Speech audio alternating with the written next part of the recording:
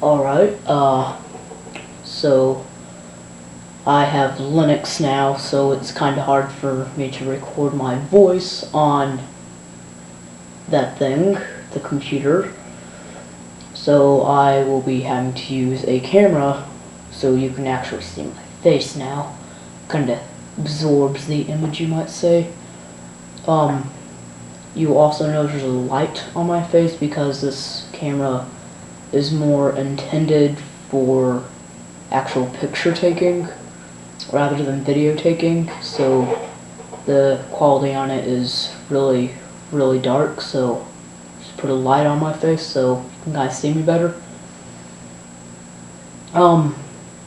So as a lot of you know, I was a strong Republican right-wing commentator till I made a switch to the Independent Party. However, while in the Independent Party, I kinda made changes, and I kind of felt that the Independent Party did not offer everything I desired in a party, and I did not have the same passionate feeling I had while in the Republican Party.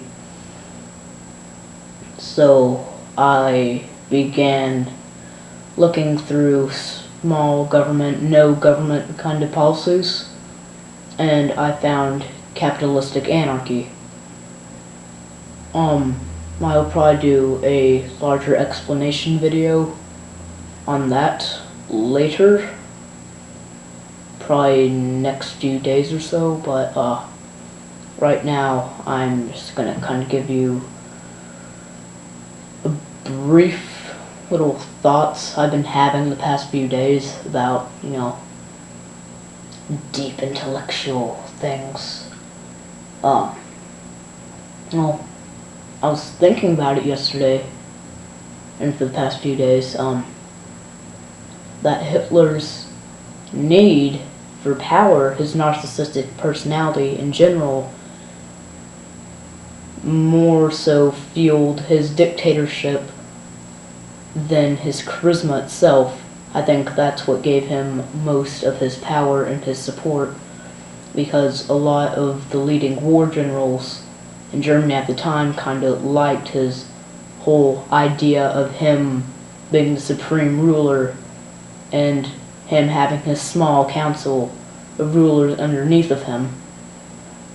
And they looked up to him on this and thought that he was going to bring them this great German race, the Third Reich.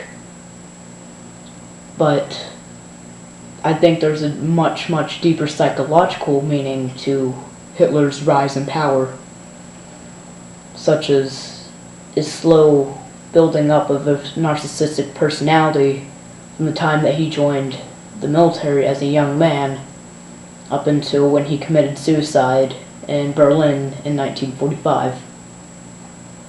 I think he really showed one of the greatest world cases of a sociopathic personality and how this can affect the people around you, and how some small decisions by others in your lifetime, those around you, can change the world. Hitler was assigned by the military at the time to go keep an eye on this Union Workers' Party in Germany right after World War I, because they thought that they were gaining a lot of power.